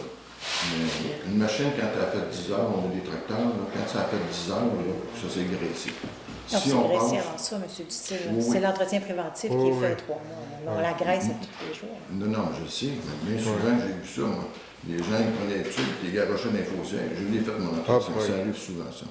Mais c'est pour ça que quand c'est un mécanicien, que lui, chaque machine est attitrée, à ce moment-là, moi, personnellement, c'est mieux. L'autre montant, tantôt, M. Clarien parlait, on parlait au niveau du 3 600 000. Je ne sais pas si je pourrais éclaircir, Sylvain. Je sais qu'à la fin, il va rester un montant qui était divisé. J'arrivais à 650 000.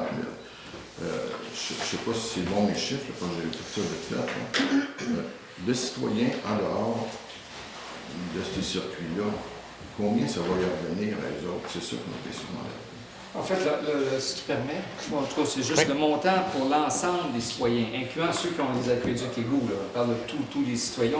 C'est 725 000 environ dollars. Je pense que Sylvie, elle l'a dit, il y a une méthode là, basée sur les dépenses et puis ce qui pourrait être réparti à tout le monde. Puis, mais c'est quand même, c'est comme on dit tantôt, 53% qui est réparti à l'ensemble de la population. Là, c'est ça. C'est la même chose pour ça. Ça va impliquer, j'imagine, une augmentation de taxes. Ça va être inclus dans nos dépenses, effectivement. Ça va être noyé dans les dépenses. Merci, M. Dutil. Bonsoir. Donc, pour nos questions, merci beaucoup. OK. Lui, il a dit 725. Bonsoir. Bonsoir. Charles Bonsoir. Madame Dupuis, on va s'ennuyer de vous. Merci de votre efficacité. Non, mais déjà, c'est un processus. Monsieur le maire, tantôt, tu as soulevé que si les gens sont pas contents de taper et de gueuler, il y avoir un psychologue, je pense que. Moi, dans le fond, vous riez, mais je pense qu'il faut. Je ne veux pas tourner ça à dérision. Dans le fond, ce que je préfère, moi, comme maire, prendre la chaleur plutôt que la chaleur tombe sur les employés municipaux et certains de mes collègues, pas certains, mais mes collègues. Pour moi, le respect est très important, donc j'aime autant comme maire la prendre, la chaleur. Fait que ce que je dis, c'est que s'il y a des gens qui ne sont pas capables de se contenir et doivent absolument partager une colère municipale, ce que je dis, c'est que je lève la main pour prendre la chaleur. J'aime autant la prendre que les employés et mes collègues la prennent. C'est ça que j'ai voulu dire, tout simplement. Mais je pense que ça n'a pas lieu d'être. Pour faire une mise au point, parce que tout le monde a des perceptions dans la vie, puis c'est correct, on a des points différents. Par rapport au référendum qu'on a eu, je pense que le message que certains citoyens voulaient amener à l'administration et peut-être le maire avant toi, c'est que vous donnez un chèque en blanc en sachant qu'on fait des projets qui n'aboutissent pas, puis c'est pas de la faute de personne, c'est ce qu'on vit. On l'a vécu, nos taxes nous l'ont montré. Moi, je reviens avec l'Église. On a dépensé de l'argent, on a mis de l'argent là-dessus, que ça dérange ou pas, c'est de l'argent qu'on a mis qu'on n'a pas eu. Puis je pense qu'il y a un manque de transparence à ce niveau-là. Donc, Toi, tantôt, Martin, quand tu as dit les gens n'ont pas compris, c'est peut-être une façon que les citoyens voulaient passer en me disant on ne veut pas vous donner un chèque en blanc, que tu peux s'emprunter comme tu veux, puis qu'on se revire après, puis qu'on se dit coudonc, t'as fait quoi avec l'argent? Tandis que quand tu es obligé d'avoir de quoi te caper, comme la route qu'on va faire et les réparations, que j'ai compris le principe, c'est assez facile à comprendre. Mais quand tu comprends ça, tu dis OK, au moins, ce règlement-là, on t'a mis dans un cadre. Parce que si je te donne un chèque en blanc, on l'a fait de l'église, on l'a acheté un dépanneur, patati patata, on prend partie de la liste, mais à un moment donné, la transparence fait que les gens en bloc ont fait un référendum pour réagir de ce que tu as dit ou ce que tu as dit tantôt. C'est, à un moment donné, puis là, j'ai aimé ton idée de dire, on va faire comme des réunions en dehors du comité, parce que quand on se voit, vous votez, on est devant des faits accomplis, ça va très, très, très rapidement. Puis on se dit, ah, où notre argent? C'est vrai que l'augmentation de taxes nous a fait réagir, évidemment, c'est pas tout le monde. Là. On est conscient, Donc, je pense que ce point de vue-là est important que le citoyen, moi j'ai voté contre, puis la meilleure raison je l'ai faite pour vous passer un message de dire, il faut être transparent quelque part. Tu vois, l'Église, je l'ai encore là. Je ne les ai pas vus, ces beaux plans-là, que j'ai payés. Il n'y a pas de problème.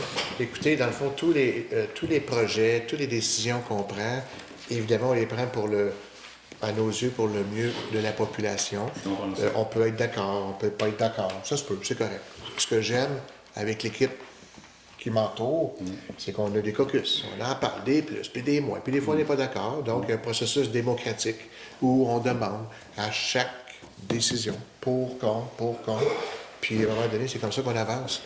J'entends tout ça. Ce que j'essaie de dire, c'est que je ne remets pas en question vos compétences, je ne remets pas en question l'honnêteté de personne. Moi, ce que je me questionne, c'est quand il y a des projets qu'on avance à gauche ou à droite, qu'on ne dit pas, mais c'est de l'argent dépensé. Je reviens de l'Église, je l'ai encore sur le cœur, le dépanneur, le CPE, on va déplacer la patinoire. Mais si tout ça avait été planifié ou discuté, on ne serait pas là. Puis je pense que le référendum-là, tu ne l'aurais pas eu. Parce que là, le message que certains citoyens voulaient passer, c'est qu'on ne veut pas vous donner un chèque en blanc, parce qu'on trouve ça risqué. Par contre, exemple, le dépanneur, on va se le dire, et je me répète, c'est on est 7 autour de la table et on a des opinions différentes. Donc, à un moment donné, il faut avancer. Parce que on peut consulter, j'écoute une autre, chacun a son idée, et c'est des bonnes idées, sauf que nous, à un moment donné, il faut trancher, il faut avancer. Il faut assumer. Parce que vous nous avez fait confiance via des élections. D'ailleurs, il y a une élection le dimanche prochain. Donc, la personne qui va être élue, elle va prendre des décisions au meilleur de sa connaissance. Dans le fond, c'est que le dépanneur, on va juger, on va étudier, à un moment donné, on va le trancher, on va étudier des scénarios, et bien, on va trancher. C'est un exemple. Oui, mais votre exemple est très bon. Votre exemple est très bon. Ce que j'essaie de passer comme message, peut-être que je l'explique mal, mais comment on pourrait faire à Sainte-Lucie de Laurentides, indépendamment des conseillers, des maires qu'il va y avoir dans le futur, c'est une roue qui tourne, comment on peut passer un message aux citoyens qu'on soit partie prenante, ou qu'on soit au courant des directions ou l'argent qu'on va dépenser. C'est juste ça. Moi, comme citoyen de Sainte-Lucie, quand je regarde certains projets, il y en a qui ont réussi, on regarde toujours ce qui ne marche pas. Tu t'habilles en blanc, tu as une tâche de spaghetti, on va regarder la tâche de spaghetti, on est fait de même, les humains. Moi, ce que j'essaie de trouver comme processus avec n'importe qui, c'est comment on peut arriver à Sainte-Lucie, d'être capable de savoir et de comprendre où va l'argent. C'est juste ça. Il n'y a rien de malicieux dans ce que je dis derrière. Pour nous aider, là, le PTI, on jase entre nous. Le PTI, je sais que vous si vous me permettez, le PTI, là, moi j'en connais, je demeure dans une autre ville. C'est 5 lignes.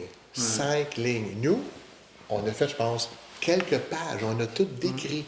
Donc, vous voulez des exemples de transparence? Ça en est une. Donne-moi les plans de l'Église, montrez-nous les plans de l'Église. Non, mais je l'ai sur le cœur, ça. Je l'ai sur le cœur, ça. Fait que bref, je veux juste vous dire que le PTI, il y a des grandes villes, 5 lignes. Nous, là, on a tout décrit. Fait que là, il y a quelqu'un qui arrive, mais le projet 2, il y a ci, le projet 8, il y a ça. Donc, c'est une forme de transparence. Est-ce qu'on peut s'améliorer? J'espère que oui. Est-ce qu'on peut s'améliorer? J'espère que oui. Mais, M. Berlinguette, je suis d'accord avec vous. L'Église, moi aussi, je l'ai travaillé dans le cœur. Parce que quand on a décidé qu'on n'allait pas de l'avant, la première question que j'ai posée, c'est combien qu'on perd d'argent. Parce que Le dernier conseil, on le sait, tout le monde, ça a été des avocats.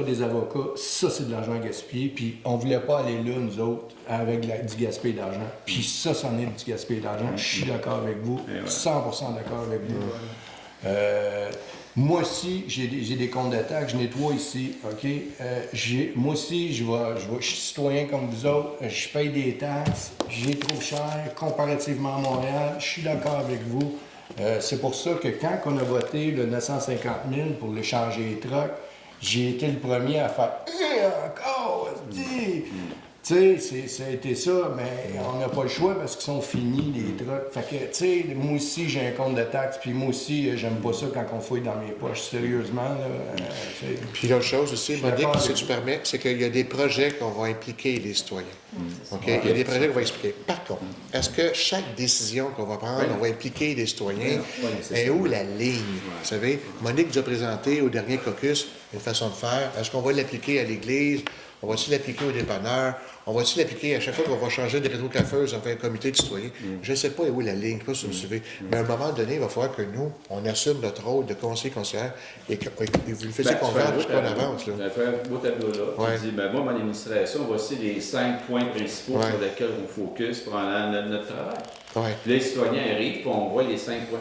Bon, tu fais ça? Il y a sûrement moyen. On fait ça. Mais ce que j'entends, c'est que est-ce qu'on peut s'améliorer? Oui. Et on va faire en sorte de s'améliorer. Mais je ne peux pas non plus promettre que chaque décision qu'on va prendre, là, il faut faire un comité un samedi matin. Parce que voyez où est où la ligne? C'est ça qu'on va décider ensemble en caucus. Communication. Tu parlais des camions tantôt, on peut parler de formation aussi. C'est moi où je travaille, il y a beaucoup de camionneurs, les gars sont formés régulièrement, parce que quand ils sont mal formés, ils brisent les machines. Donc, on les oblige à une formation, prévention, sécurité, inspection. Ça fait partie de la formation, ça coûte moins cher à faire. C'est tout. Merci, monsieur. Merci beaucoup. C'est bon? Est-ce qu'on y va? Je ne veux pas faire de gros débats, là, mais si tu peux l'expliquer, ça me fait plaisir. Vas-y. Non, mais tu as déjà dit qu'on se penche à avoir une approche participative pour les gros projets. Charles-Olivier Bienvenu et moi, on a assisté à une conférence avec des façons de faire. Et entre autres, pour les gros projets de valorisation du noyau villageois, pour avoir une vue d'ensemble, parce qu'on ne peut pas prendre ça à la carte comme on faisait par le passé, là. Un petit projet à gauche, un petit projet à droite, puis pas de vue d'ensemble, puis là, les morceaux du casse-tête, ils ne s'imbriquent pas un dans l'autre. On ne veut plus ça. Puis c'est une des raisons pourquoi le projet de l'Église a foiré, en bon québécois. Il n'y avait pas eu cette approche participative-là. On nous a présenté un devis, puis on ne savait même pas à quel besoin ça répondait. Alors, on veut éviter ça. Puis, c'est vraiment dans l'approche participative, c'est qu'on ne met pas les citoyens devant une proposition que nous, on a bâtie. C'est que les citoyens sont à la base de la proposition qu'on va bâtir. Fait que c'est pas une consultation, c'est pas la même affaire. On va pas arriver avec un projet et on va vous consulter. C'est qu'on veut toutes les parties prenantes qui nous alimentent pour bâtir le projet. Le défi, ça va être, on le fait pour quel projet? C'est ça qui est notre défi.